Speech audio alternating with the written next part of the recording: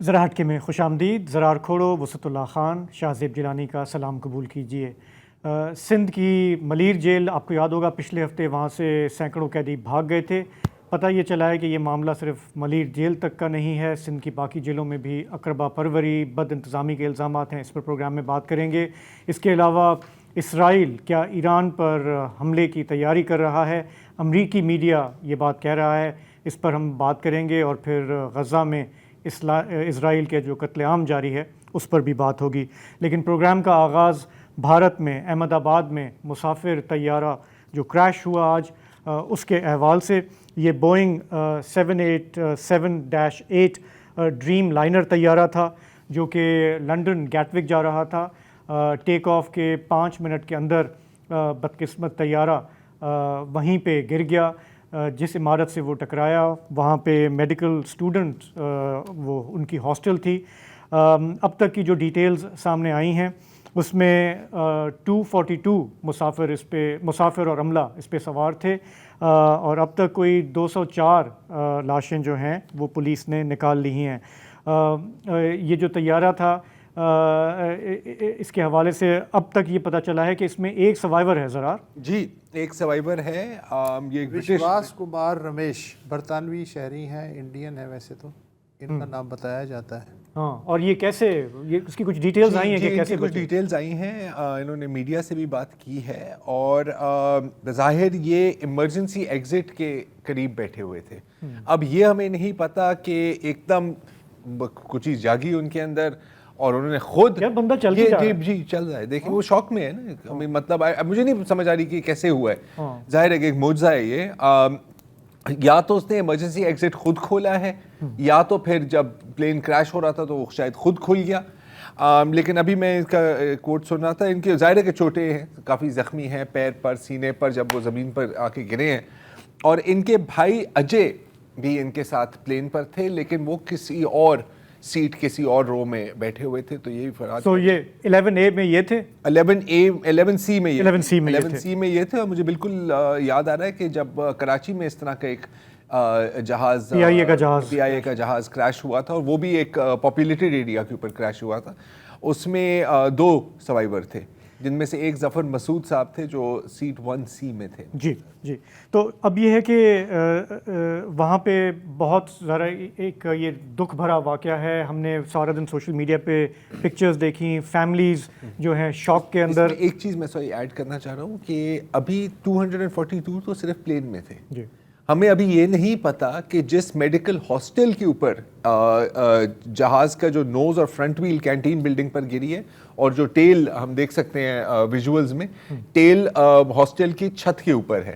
تو ہمیں ابھی یہ بھی نہیں پتا. مختلف رپورٹس آ رہی ہیں کہ کچھ لوگ وہاں پر بھی ہلاک ہوئے ہیں، جاں بحق ہوئے ہیں، لیکن ظاہر ہے اس کی ابھی تصدیق. سپیر تک 50 سے 60 زخمی وہ میڈیکل ہاسٹل سے لائے گئے تھے ہاسپٹلس. جی. تو اب بڑا سوال یہ ہے کہ جی یہ حادثہ کیسے پیش آیا؟ اگر یہ حادثہ ہے، یہ بات انٹرسٹنگ ہے کہ یہ جو بوئنگ 787 ہے اس کی کریش کا یہ پہلا واقعہ ہے ایئر انڈیا کا. اس کا بیک گراؤنڈ دنیا میں پہلا 787 جی پہلا کریش ہے اور یہ ایئر انڈیا کی فلائٹ تھی. تو اب تک کا اس کا جو ریکارڈ ہے اس کے مطابق یہ 14 سال پہلے یہ ماڈل متعارف کرایا گیا تھا اور ابھی 6 ہفتے پہلے ہی انہوں نے ایک میجر مائلسٹون سیلیبریٹ کیا تھا. انہوں نے کہا تھا کہ جی 1 بلین پیسنجرز ہم نے فلائی کیے ہیں. ہماری کوئی 1175 پروازیں جو ہیں، ہمارے جہاز ہیں وہ ان کی فلیٹ موجود ہے مختلف ملکوں میں. چین، قطر، بڑی بڑی ڈیلز کی بات ہوتی ہے اور کوئی 50 لاکھ فلائٹس یہ اس قسم کے یہ جو ماڈل ہے اس کا جہاز یہ کر چکے تھے. تو ہم نے دیکھا کہ آج بوئنگ کے شیئرز ڈراپ ہو گئے سگنیفیکنٹلی 8%. لیکن کچھ کنسرنز بھی ہیں بوئنگ کے حوالے سے. بہت کنسرنز ہیں. آپ مائل سٹون کی بات کریں تو پچھلے سال ایک اور مائل سٹون جب امریکہ کی فیڈرل ایویشن ایڈمنسٹریشن نے بوئنگ کے خلاف ایک انکوائری لانچ کی اور اسی 787 ڈریم لائنر کے بارے میں. وہاں پر کچھ وسل بلوئرز، آپ کو پتہ ہے پچھلے کئی سالوں میں بوئنگ کے اپنے امپلائیز، اپنے انجینئرز وہ سامنے آئے ہیں. بوئنگ نے پھر ان کے خلاف مقدمے بھی کیے ہیں، ان کو کہتے ہیں کہ وہ ہراساں بھی کیا گیا ہے. اور FAA نے ایک انویسٹیگیشن لانچ کی تھی کہ یہ جو بوئنگ کا جو 787 ڈریم لائنر ہے جہاں اس کے پر فیوسلیج ساتھ ملتے ہیں ان کو صحیح طرح جوڑا نہیں گیا, تو کچھ ہزار مطلب فلائٹس کے بعد چانس ہے کہ وہ ٹوٹ جائے. اور بھی بہت ڈیٹیلز ہیں, لیکن ہمارے ساتھ طاہر عمران میاں ہمارے ساتھ ہیں, ایویشن انتھوزیاسٹ ہیں, ان چیزوں پہ نظر رکھتے ہیں. طاہر, اب یہ بتائیں کہ جب بھی اس قسم کا واقعہ ہوگا تو ظاہر سوال تو اٹھیں گے کہ جہاز جو ہے وہ صحیح تھا, یہ بھی سوال اٹھیں گے کہ ایئر انڈیا کی اپنی جو وہاں پہ سیفٹی سٹینڈرڈز ہیں, ان کے پائلٹس ہیں, ان پہ حوالے سے بھی سوال اٹھے گا. آپ اب تک کیا دیکھ پائے ہیں کہ اس واقعے میں کیا ہوا, کن چیزوں پہ توجہ دینی چاہیے؟ بہت شکریہ شہزیب, آپ نے سارا بیک گراؤنڈ جو ہے وہ شیئر کیا. میں سمجھتا ہوں کہ ایک بہت امپورٹنٹ چیز اس کے اندر یہ سمجھنے کی ضرورت ہے جو کنونشنل کریشز ہیں ان کی نسبت سے, کہ بوئنگ 787 ڈریم لائنر جو ہے وہ ایک اپنی ذات میں ایک بوئنگ کا ایک آئیکونک جہاز ہے, کیونکہ بوئنگ بنیادی طور پر 747 اور 737 سے بیسکلی مشہور تھی. یہ دو بڑے جہاز تھے, اور بڑے لمبے عرصے کے بعد بوئنگ نے دعویٰ کیا تھا کہ ہم نے کوئی بہت ہی گراؤنڈ بریکنگ کو بہت ہی زبردست جہاز بنایا ہے. کمپوزٹ مٹیریلز کا استعمال دنیا بھر میں مینوفیکچررز کو استعمال کر کے ان کے جو پرزے ہیں اور پارٹس ہیں وہ بنائے جاتے تھے, اور پھر 747 کو ری پرپز کر کے ان کے اندر لاد کے لائے جاتے تھے, جن کو ڈریم لفٹرز کہا جاتا تھا. تو یہ ایک بڑا آئیکونک جہاز تھا, اور اس کی بڑی بہت مشہوری ہوئی تھی, اور اس نے کہا جا رہا تھا کہ یہ گیم چینجر ثابت ہوگا. اور اس کے بعد پھر میکس لانچ کیا گیا, جس کے لانچ ہوتے ہی 5000 آرڈرز آ گئے تھے. لیکن پرابلم یہ ہے کہ ڈریم لائنر جو ہے وہ پہلے دن سے ہی پرابلمز کا شکار رہا ہے. شروع کے اس کے جو چند سیٹ آف جہاز تھے وہ ابھی تک بوئنگ کے پاس ہیں, وہ بیچ نہیں سکے کیونکہ وہ ان کی پریڈکشن سے زیادہ ہیوی تھے اور ان کے اندر زیادہ پرابلمز تھے. دوسرے نمبر پہ ایک بہت امپورٹنٹ چیز آپ کو سمجھنے کی ضرورت ہے کہ ہر حادثہ موسٹلی میجورٹی آف حادثات جو ہوتے ہیں وہ ہیومن ایرر کی وجہ سے ہوتے ہیں. ہیومن سے مراد پائلٹ ایرر کی وجہ سے. لیکن یہاں پہ ایک ڈفرنس ہے کہ ڈریم لائنر اس سیٹ آف جہازوں میں سے ایک ہے جو فلائی بائی وائر ہوتے ہیں, یعنی یہ جہاز اپنے آپ ساری ایسٹیمیٹس, کیلکولیشنز, فیول, وزن, ٹیک آف سپیڈ, رن وے کی لینتھ, یہ ساری خود ایسٹیمیٹ کرتے ہیں, اور یہ سارا ڈیٹا بوئنگ کو فیڈ کرتے ہیں. تو اگر مثال کے طور پہ ایئر لائن اس میں کوئی ڈنڈی مار رہی ہے تو وہ مینوفیکچرر اس کو ریمائنڈ کراتا ہے کہ بھائی یہ گڑبڑ ہو رہی ہے. تو جہاز کے بارے میں جی نہیں میں آپ کنٹینیو کریں. میں صرف پوچھنا چاہ رہا تھا کہ اس سچویشن میں بھی بلیک باکس جو ہے اس کی کلیدی اہمیت ہوگی, پتہ چلے کہ کیا ہوا ہوگی, کیونکہ اس کے اندر سارا ڈیٹا ہوگا کہ ہوا کیا ہے. دیکھیں میرے نزدیک جو پلازیبلٹی نظر آ رہی ہے وہ یہ ہے کہ جو 737 میکس کی جو سچویشن تھی اور جو ہمارا پاکستان کا ملتان کا کریش تھا, جس میں انجنز جو تھے وہ جہاز کو پاور کر کے ٹیک آف کے لیے لے تو گئے, لیکن اس کے بعد وہ اس کو تھرسٹ اور جو لفٹ پرووائڈ نہیں کر سکے. دوسرے نمبر پہ اس میں جو مجھے میجر پرابلم نظر آ رہا ہے وہ یہ ہے کہ جہاز کی ریٹ جو ٹربائن ہے وہ ڈپلوئی ہے, جس کا مطلب ہے کہ جہاز کے اندر ایک میجر میکینیکل فیلئر ہے کہ وہ پاور نہیں کر پا رہا, تو انہوں نے ایمرجنسی پاور سپلائی کے لیے وہ ٹربائن لانچ کی ہوئی ہے. تیسرے نمبر پہ جو امپورٹنٹ چیز مجھے سمجھ آ رہی ہے وہ یہ ہے کہ جو فلیپس ہیں جو جہاز کے ونگ کو ایکسٹینڈ کرتے ہیں, اس کو چوڑا کرتے ہیں تاکہ وہ ٹیک آف کرے, اور ایک سسٹینیبل لیول پہ آ کے پھر اس کو ریٹریکٹ کر لیا جاتا ہے جو ٹیک آف لینڈنگ کے وقت, وہ ڈپلوائے نہیں کیے گئے. اب یہ پائلٹ خود نہیں کر سکتا بوئنگ ڈریم لائنر جو جہاز ہے اس کے اندر. اگر یہ 737 پرانا ہوتا یا A320 ہوتا تو میں مان لیتا, لیکن 787 میں جہاز یہ خود کیلکولیٹ کرتا ہے. تو میری جو اسیسمنٹ ہے اس وقت, اور میں اسیسمنٹ کی بات کر رہا ہوں, کنکلوژن کی بات نہیں کر رہا, وہ یہ ہے کہ جہاز نے پائلٹس کو ایک ایسے کانڈرم میں پش کیا جس کے اندر ان کے پاس ریئیکشن کا ٹائم نہیں تھا. ان کے منہ سے صرف جو الفاظ کنفرمڈ ہے وہ نکلے مے ڈے, اور ایک اور رپورٹ کی جا رہی ہے کہ انہوں نے انجن فیلئر کے الفاظ بھی کہے ہیں, لیکن میں اس کو کنفرم نہیں کر پایا کیونکہ میں آڈیو نہیں سن پایا, آڈیو اویلیبل نہیں تھی. تو یہ چیزیں ہیں, اور جو میرا کنکلوژن جو ہے وہ حتمی طور پہ یہ ہے کہ میں بہت ہی کیلکولیشن کے ساتھ, you know that I don't say things out of the flip of breaking کے لیے, میں یہ سمجھتا ہوں کہ Boeing has a very very heavy کیا کہتے ہیں نا thunderstorms in its way and it's not going to get out of woods because یہ crash جو ہے یہ ڈریم لائنر کے بارے میں بہت ساری چیزیں سامنے لے کے آئیں. اچھا, ایک تو طاہر آپ کا شکریہ کہ آپ بار بار کہہ رہے ہیں کہ یہ آپ کی اسیسمنٹ ہے, کیونکہ اس وقت ہر بندہ ایویشن ایکسپرٹ بنا ہوا ہے. آپ سوشل میڈیا دیکھیں, آپ واٹس ایپ دیکھیں, وہ کہیں گے نہیں یہ فلیپس نیچے تھے, ان کو یہاں ہونا چاہیے.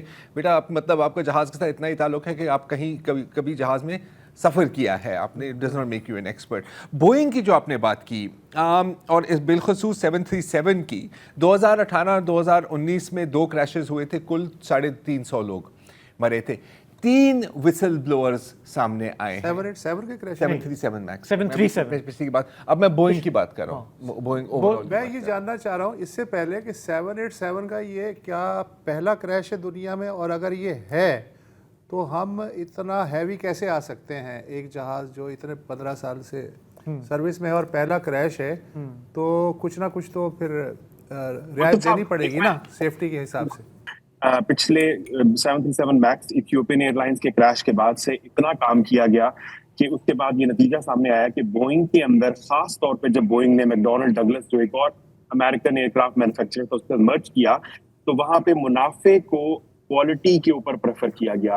وسل بلوز کنٹینیوسلی یہ کہہ رہے ہیں کہ ڈریم لائنر کے اندر بہت سارے ایشوز ہیں, وائرنگ کے ایشوز پہلے سامنے آئے, پھر یہ جو ایئر کرافٹ جس جنریشن سے تعلق رکھتا ہے 10 سال پرانے جہاز ہے, ان کے بارے میں ایک ایرانین نژاد امریکن وسل بلوور تھا, اس نے کیٹیگوریکلی یہ وسل بلو کی تھی. نیو یارک ٹائمز میں چھپی ہوئی خبر ہے کہ یہ جہاز جو ریگولر فٹیگ ہے اس کے بعد ان کے پارٹس بریک ہو سکتے ہیں, ان کو اسمبل کرنے کا پرابلم ہے.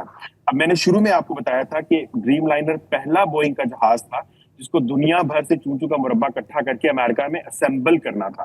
اب پارٹس پہلے بوئنگ خود مینوفیکچر کرتا تھا, اپنی اسمبلی لائنز کے اندر ان کو اسمبل کرتا تھا, جس کی وجہ سے وہ مشہور تھا. لیکن دونوں کمپنیوں کے مرجرز کی وجہ سے میکڈونلڈ ڈگلس کا ایک بہت ہی گندا ٹریک ریکارڈ ہے سیفٹی کے حوالے سے.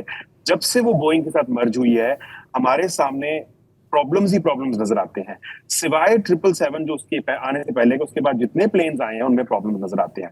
اور ڈریم لائنر سکسیسفلی اس لیے کام کرتا رہا ہے کہ ڈریم لائنر زیادہ سسٹینیبل طریقے سے بنایا گیا تھا اور وہ اس کو روبسٹلی مینج کر سکتا تھا.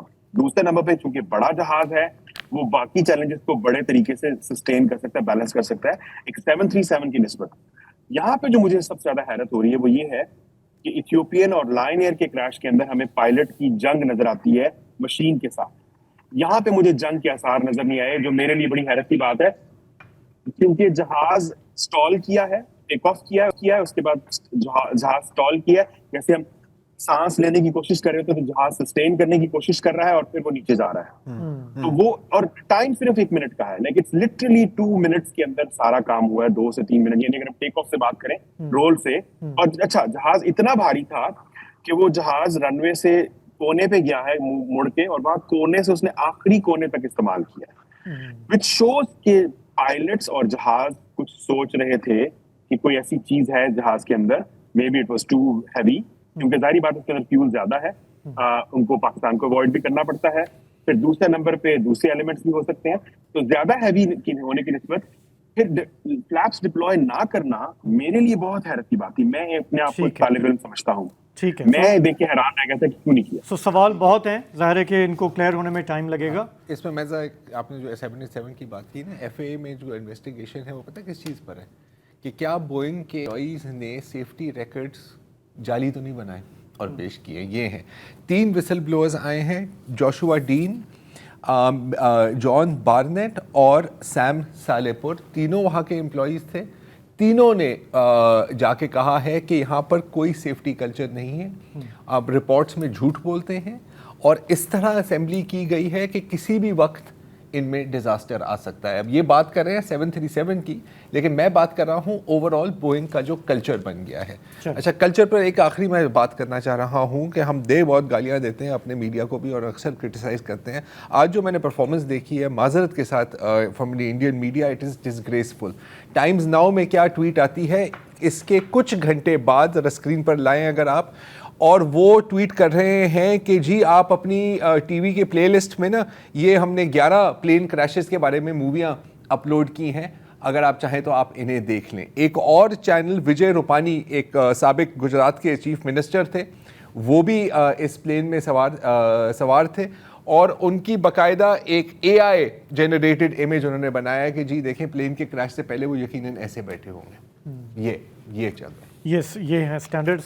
تو ہم یہاں پہ لیں گے ایک بریک.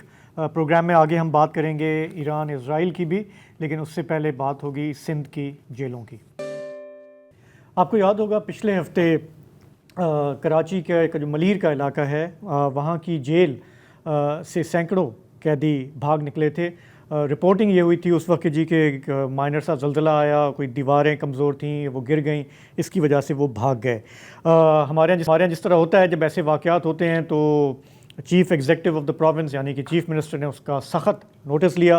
उन्होंने कहा ये कैसे हो गया, और उन्होंने फौरी तौर पर IG जेल, DIG और सुप्रीडेंट मलीर जेल को उनके ख़िलाफ़ एक्शन किया और उन्हें सस्पेंड किया। IG को उन्होंने चेंज कर दिया। तब से अब तक उसकी जो इंक्वायरी हुई है वाक़े की, तो इंटरेस्टिंग डिटेल्स सामने आई हैं। आज एक रिपोर्ट अखबार में छपी जिसके मुताबिक उन्होंने कहा कि जी के जेल में कोई 6000 कैदी थे, लेकिन उसके लिए अहलकार सिर्फ 28 थे। बाकी लोग कहाँ थे? पता चला कि जी कि वो तो वज़रा और सियासी शख्सियात के पास तैनात हैं, उनकी ड्यूटी में हैं, उनके प्रोटोकॉल में हैं। उन्हें अब कोशिश करके वापस अपनी असल ड्यूटी पे लाया जा रहा है। इसी तरह ये बात भी सामने आई कि कैदी जो हैं वो कितने भागे। पहले जो फिगर आया पता चला कि नहीं, उसमें से कैदी भी मिसिंग थे और उन्हें भी अब ढूंढ ढांड के पकड़ के वापस लाया जा रहा है। ये एक माइक्रोकॉज़म था कि हमारे यहाँ जो जेल एडमिनिस्ट्रेशन है वो किस तरह से काम करती है। लेकिन बाद में ये भी पता चला कि ये सिर्फ मलीर जेल का किस्सा नहीं है। सिंध में उमूमी तौर पर जिस तरह जेलों को मैनेज किया जाता है उस पर एक सवालिया निशान है। उसमें अब इल्ज़ामात हैं बद इंतज़ामी के, जूनियर ऑफिसर्स का वहाँ पे तैनात होना, MP MNAs के रिश्तेदार, पार्टी वर्कर्स को वहाँ देना, इसका एविडेंस सामने आया है। तो इसको थोड़ा सा खंगाला है। हमारे नामानिगार हैं सहाफ़ी तारिक दुरानी, उन्होंने डिटेल्स इकट्ठी की हैं कि सिंध के जो 24 जेल हैं उनमें तकरीबन आप समझें कि आधे जेल जो हैं उन पर जूनियर ऑफिसर्स बैठे हैं। सीनियर्स क्या कर रहे हैं कुछ पता नहीं है। तारिक बताइएगा क्या तफसीलात आपके पास सामने आई हैं? ये तफसीलात तो बड़ी अजीब है, यानी कहा जाए कि आवे का आवा ही बिगड़ा हुआ है, तो बिल्कुल इसी तरह है। मैं शुरुआत मलीर से ही करता हूँ। मलीर जेल यूं समझे कि कराची में 2 बड़ी जेलों में से बड़ी जेल जिसमें 6000 कैदी थे, वहां जो हमारे सुप्रीडेंट साहब तैनात किए गए थे, अरशद शाह साहब, वो खुद 17 ग्रेड में थे, 2 साल से तैनात थे। इसी साल मार्च के महीने में उनको 18 ग्रेड में प्रमोशन मिला और वो SP तैनात हुए। इसी तरह अगर मैं बात करूं, 12 में से 11 जेल सिंध के ऐसे हैं जहां पर असिस्टेंट जेल सुप्रीडेंट या जो है असिस्टेंट जेल सुप्रीडेंट है या डिप्टी जेल सुप्रीडेंट है, उनको सुप्रीडेंट जेल का आर्जी चार्ज देकर तैनात किया गया है। असिस्टेंट जेल सुप्रीडेंट होता है 16 ग्रेड का और जो डिप्टी सुप्रीडेंट होता है वो 17 ग्रेड का, जबकि जो सुप्रीडेंट की पोस्ट है वो 18 और 19 ग्रेड की होती है। बदकिस्मती का है तमाम के तमाम जो हैं या तो पीपुल्स पार्टी के इंतहाई नजदीकी हैं या उनके रिश्तेदार जो हैं वो पीपुल्स पार्टी के ओहदेदार हैं। लिस्ट तो बहुत तवील है, 2 या 3 नाम मैं आपको बता देता हूं। सांगड़ में जो इस वक्त तैनात है इम्तियाज अली साहब, उनके वालिद साहब दोस्त अली रिंद साहब जिले पीपुल्स पार्टी के ओहदेदार हैं। इसी तरह बात करें गुलाम रसूल मचौरी साहब जो नवाबशाह में तैनात है, उनके वालिद गुलाम रसूल मचौरी साहब जो तैनात है, उनके वालिद हैं गुलाम मुस्तफा मचौरी, वो जिले के ओहदेदार हैं। लाड़काना की डिस्ट्रिक्ट जेल में नबीदाद जरदारी साहब तैनात हैं, उनके जो वालिद साहब हैं वली मोहम्मद जरदारी साहब, वो नजदीकी रिश्तेदार हैं साहब जरदारी साहब के। इस तरह तमाम के तमाम जो लोग हैं वो किसी न किसी के रिश्तेदार हैं, जूनियर अफसरान हैं, यानी OPS पर पाबंदी है। लेकिन यहाँ OPS भी 1 ग्रेड की नहीं, 2 ग्रेड की, यानी 16 ग्रेड वाले को 18 ग्रेड में कर दिया गया है, 17 ग्रेड वाले को 18 और 19 ग्रेड की पोस्ट पे आपने रखा गया है। 2 साल हो चुके हैं। तरीका वारदात बड़ा जबरदस्त होता है। अच्छा, रिसेंटली मैंने देखा कि चीफ मिनिस्टर ने शायद कोई रूल्स भी चेंज कर दिए हैं और पुलिस के जो अफसरान हैं उनको लाया जा रहा है इस तरफ। मैं अगर आपको ज़ाती राय दूं ना, इससे मामला और खराब होंगे। 1854 का जेल मैनुअल का कानून 2019 में इसी सिंध हुकूमत ने तब्दील किया, जिसमें और भी बहुत सारी अच्छी शिकें थी, जिसमें यह भी था कि जेल डिपार्टमेंट में बाहर के किसी अफसर को IG या किसी ओहदे पर तैनात नहीं किया जाएगा। 2019 के बाद इस वक्त तक यहाँ पर जेल में, यानी इनको तो बहुत अच्छे इनकलाबी इक़दाम करने चाहिए थे, लेकिन बदकिस्मती से उन्होंने इस तरह नहीं किया, जिसकी वजूहात से ये मामला हुए। अभी आप मुझे बताएं, जेल डिपार्टमेंट के IG को जो लगाया गया है वो हैं जनाब हमारे फिदा मस्तोई साहब जो DIG हैं, वो ASP सिंध पुलिस में भर्ती होते हैं, DIG तक पहुंचते हैं, एक स्टेप किया है, लेकिन उनका तजुर्बा सारा डिस्ट्रिक्ट पुलिस में है। जेल का उनको कुछ नहीं मालूम। साथ ही साथ पहले ही जूनियर अफसरान अच्छे ओहदों पे बैठे हुए थे, जो सीनियर अफसरान थे वो साइड लाइन लगे हुए थे। अब मौका था कि सीनियर अफसरान को यूटिलाइज किया जाता, उनको छोड़ के आप फिर बाहर से अफसर ले आए। और जबकि जो इस वक्त IG जेल हटाया गया है, जो काजी साहब को हटाया गया है, काजी नजीर को, वो 21 ग्रेड के अफसर हैं। वो اس قانون کے مطابق کسی اور ڈپارٹمنٹ میں نہیں جا سکتے، وہ 20 گریڈ کے فدا مستوئی صاحب کے انڈر کام کریں گے۔ اچھا یہ طارق یہ بتائیے گا کہ یہ جس طرح آپ نے جو تصویر پینٹ کی ہے ہمارے سامنے، اس کا امپیکٹ ہمیں کیا نظر آ رہا ہے ہمارے جیلوں میں قیدیوں کے حوالے سے؟ How does it reflect on the ground? آپ کے سامنے ہے نا ملیر کا واقعہ کیوں آیا۔ ملیر کا واقعہ اس کی واضح مثال ہے۔ یہ صرف ملیر نہیں، ملیر کراچی کے مین شہر میں واقع ہے۔ مین شہر یعنی بڑے کیپٹل سٹی میں واقع ہونے کے باوجود بھی اتنا بڑا واقعہ ہو گیا۔ دیکھیں ایک اسسٹنٹ جیل سپریڈنٹ جب بھرتی ہوتا ہے تو اس کو سپریڈنٹ تک پہنچنے کے لیے 10 سے 15 سال درکار ہیں، مانا 15 سال کا اس کا تجربہ ہو جاتا ہے۔ ایک ڈپٹی سپریڈنٹ جب سپریڈنٹ بنتا ہے تو 7 سے 8 سال اس کو اس ڈپارٹمنٹ پہ لگتے ہیں۔ اس وقت کیا ہے کہ تمام جیلوں میں جونیئر افسران ہیں جن کا تجربہ ہی نہیں ہے۔ آپ نے وردی پہنا دی، 3 سال بعد سپریڈنٹ کر دیا، اب وہ انتظامات جو ہیں اتنے خراب ہوتے جا رہے ہیں، خراب سے خراب تر ہوتے جا رہے ہیں، اللہ معاف کرے۔ جو صورتحال آپ نے ملیر کی دیکھی نا، یہ صرف ملیر نہیں ہے، ملیر تو کراچی جیسے شہر میں ہے، وہاں 250 سے 250 قیدی چلے گئے۔ یہ صورتحال بدقسمتی سے سندھ کے تمام جیلوں کی ہوتی جا رہی ہے، جس کی سب سے بڑی وجہ صرف جونیئر افسران تربیت نہ ہونا، اور اس کی سب سے بڑی مثال یہ ہے۔ اللہ معاف کرے، اس سے بڑے واقعات ہو سکتے ہیں، لیکن پھر میں کہوں گا کہ تجربہ ایک بار پھر وہ کیا گیا کہ سینئر افسران جن کو تجربہ تھا، جو جیل میں بھرتی ہوئے، اسٹیپ وائز اسٹیپ آگے آئے، ان کو پتا ہے کہ جیل کس طرح چلائی جانی ہے، ان کو چھوڑ کے پھر ایک تجربہ کرتے ہوئے باہر سے لے آئے۔ فدا مستوئی صاحب اچھے افسر ہیں، لیکن اب مجھے پتا ہے جیل کا تو ان کو تجربہ نہیں ہے۔ یہ جیلیں اس وقت انتہائی خطرناک صورتحال میں ہیں۔ ٹھیک ہے، شکریہ آپ کا بہت بہت۔ دیکھیں اوور آل جو گورننس کے حوالے اٹھتے ہیں، یہ بھی اس کا صرف ایک محکمہ ہے۔ اچھا ہم نے بائی دا وے کوشش کی کہ یہ جو ساری چیزیں سامنے آئی ہیں اس پہ ہم گورنمنٹ کا پوائنٹ آف ویو لیں، تو پتہ چلا کہ جیل کا جو محکمہ ہے وہ ہے علی حسن زرداری صاحب کے پاس، وہ انہوں نے دلچسپی نہیں دکھائی آ کے اپنا موقف دینے میں۔ پھر ہم نے آئی جی صاحب کو پرپوز کیا، ہمارے پروڈیوسر صاحب نے لگے رہے 3-4 دن تک، ان کی طرف سے بھی نو رپلائی تھا۔ تو ٹھنڈ پروگرام ہے۔ جہاں تک جیل کے حالات کی بات ہے تو آئی بیلیو کہ ایک جو یہاں سے قیدی فرار ہوا تھا اس نے خودکشی بھی کر دی۔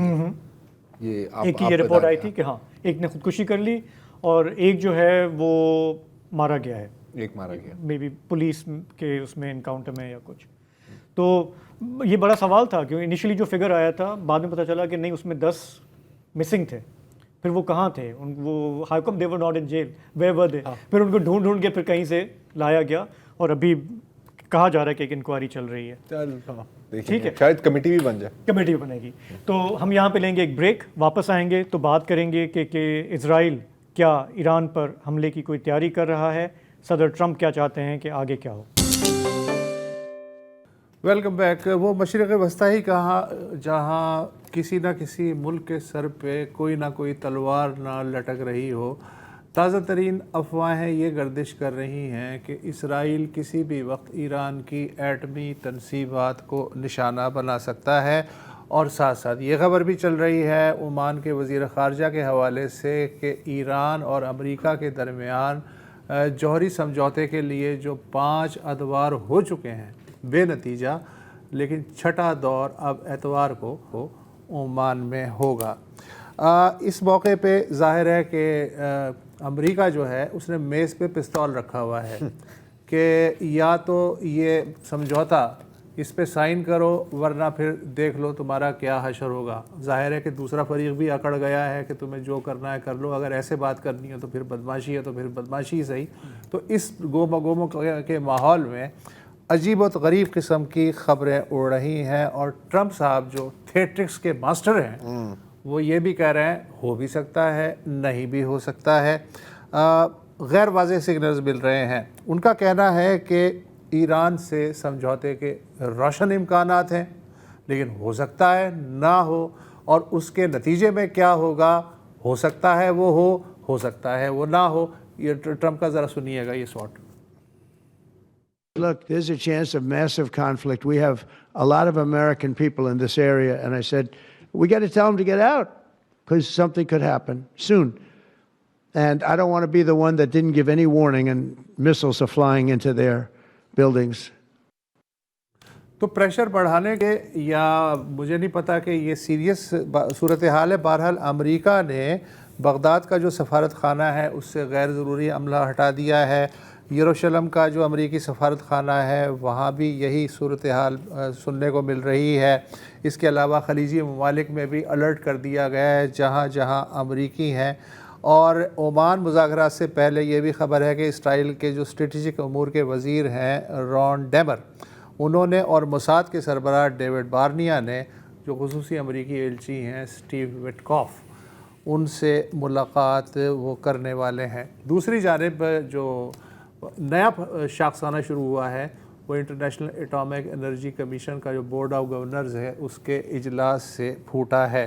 بورڈ آف گورنرز جو کہ 35 ارکان پہ مشتمل ہوتا ہے، انہوں نے ایک قرارداد میں کہا ہے کہ ایران طے شدہ جوہری تحفظات کی پابندی نہیں کر رہا۔ اس قرارداد کے حق میں 19 ووٹ آئے، مخالفت میں 3 یعنی روس، چین اور برکینا فاسو نے ووٹ دیے، اور 11 جو ممبر تھے بورڈ کے وہ غیر حاضر رہے، انہوں نے ووٹ ہی نہیں دیے۔ ایجنسی نے ایران میں غیر اعلانیہ جوہری تنصیبات میں افزودہ یورینیم کے کچھ آثار دریافت کیے ہیں۔ ایرانی وزارت خارجہ اور جوہری توانائی کے ادارے نے اعلان کیا ہے کہ ہاں، ایک محفوظ مقام پہ یورینیم کی افزودی کا ایک نیا مرکز بنایا جا رہا ہے، جبکہ فردوں کے نام پہ جو آلریڈی جوہری تنصیبات ہیں وہاں جو بہت ہی پرانے پٹیچر قسم کے سینٹریفیوجز تھے ان کی جگہ ہم 6th جنریشن سینٹریفیوجز لا رہے ہیں۔ جی اچھا، اس کے IAEA نے 20 برس میں پہلی بار ایران پہ یہ الزام لگایا کھل کے کہ وہ طے شدہ جو جوہری نکات ہیں ان کے دائرے سے باہر نکلنے کی کوشش کر رہا ہے۔ ایران نے بھی غیر معمولی رد عمل کا اظہار کرتے ہوئے کہا ہے کہ اگر انٹرنیشنل اٹامک انرجی کمیشن کے رپورٹ کی بنیاد پہ ایران پہ پابندیاں لگتی ہیں تو ایران جوہری عدم پھیلاؤ کے معاہدے سے نہ صرف نکل جائے گا بلکہ اس کے بعد اگر ایران کے خلاف کوئی کارروائی ہوتی ہے تو ہم بھی تاک کے جو علاقے میں امریکی اڈے ہیں ان کو نشانہ بنائیں گے۔ ایک چیز ذرا، صرف یہ جو IAEA کی بات ہو رہی ہے، جو انٹرنیشنل اٹامک انرجی کمیشن کے سربراہ ہیں، انہوں نے جیروسلم پوسٹ سے بات کرتے ہوئے یہ بھی خبردار کیا ہے کہ اگر اسرائیل نے حملہ کیا تو اس کا الٹا اثر ہوگا، پھر ایران کسی بھی حد تک جائے گا اپنے ہتھیار بنانے کے لیے۔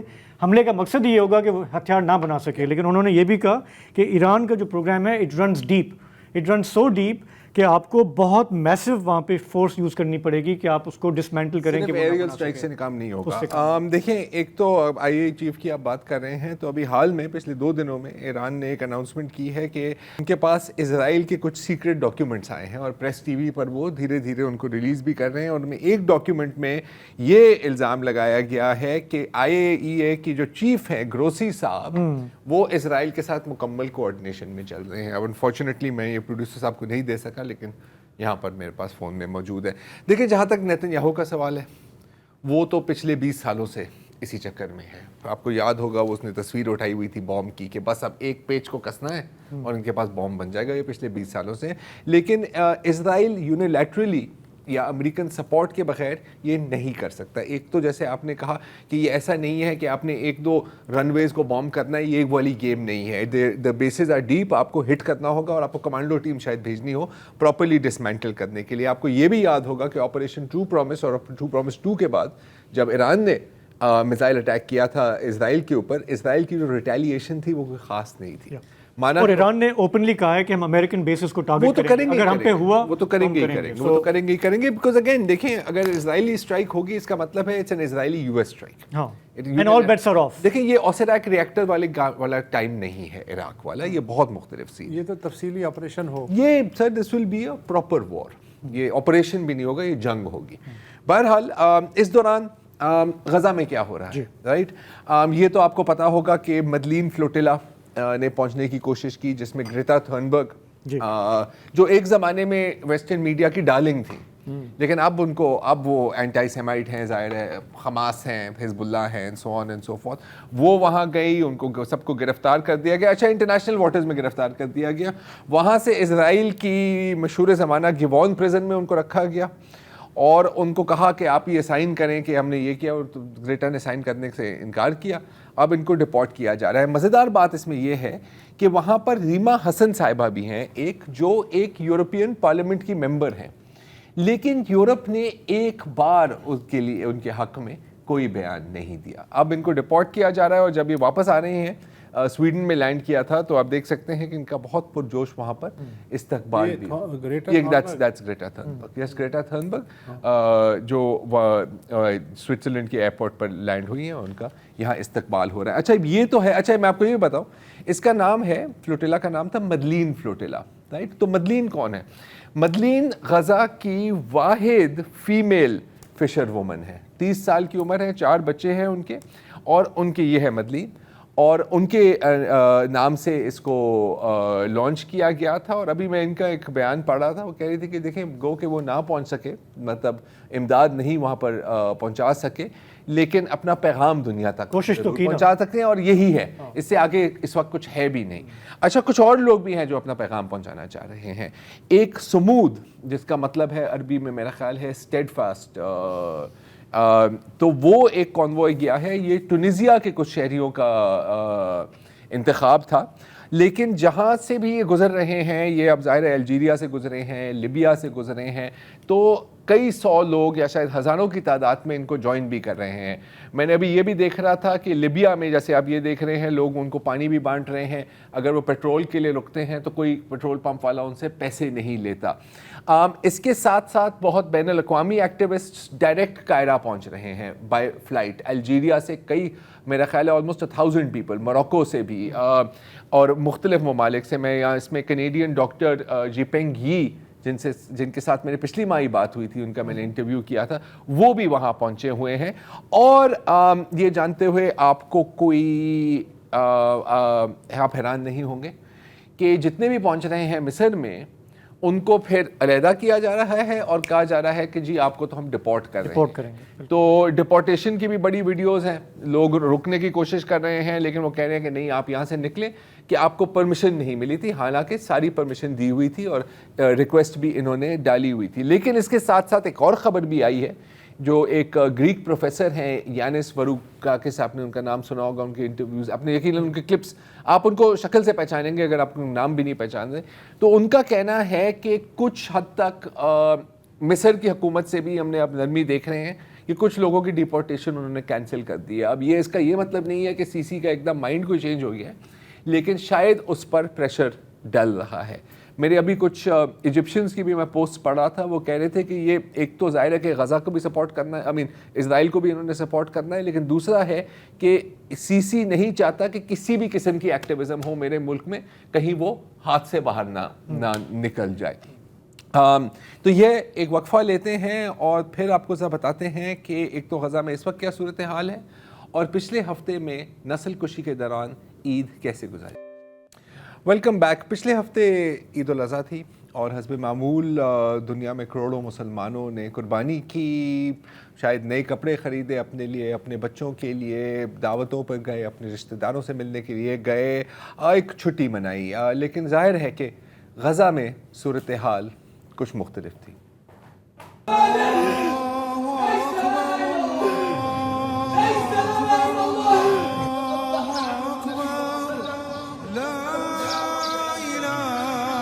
اللهم يا رب اهدنا صراطك المستقيم. الله أكبر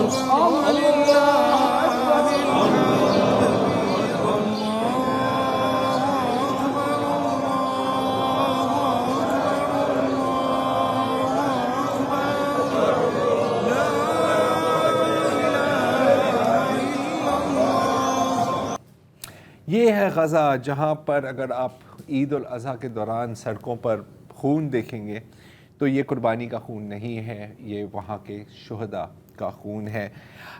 یہ ہے غزہ جہاں پر جب آپ اپنے گھر جاتے ہیں عید کی نماز کے بعد کہ میں اپنے گھر والوں سے ملوں گا, اپنے بچوں سے ملوں گا, تو آپ کو پتہ لگتا ہے کہ نہ آپ کا گھر بچا ہے اور نہ آپ کے خاندان بچے ہیں. یہ جو ابھی تصویر آپ دیکھ رہے تھے, یہ فوٹو جرنلسٹ عبدالرحیم خدیر کی تھی, جو جب گھر پہنچے تو ان کو پتہ لگا کہ ان کے خاندان کے 50 ممبر ایک ہی حملے میں قتل ہو گئے تھے.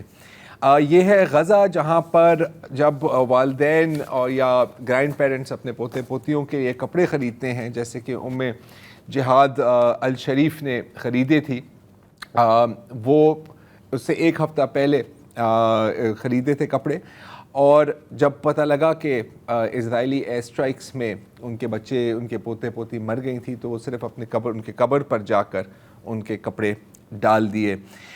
جب ہم کھانے انجوائے کر رہے ہوتے ہیں تو غزہ کے بچے کچرے کے ڈھیر میں کھانا تلاش کر رہے ہوتے ہیں.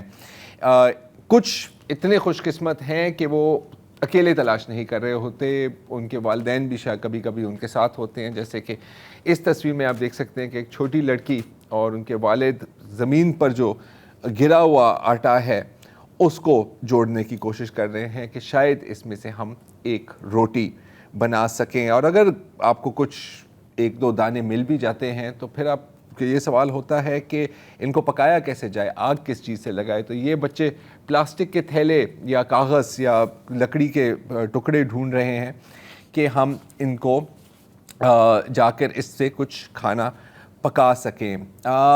یہاں ہم دیکھتے ہیں کہ بچوں کی فرمائش ہوتی ہے کہ جی ہمیں نئے کپڑے چاہیے, ہمیں نئے جوتے چاہیے.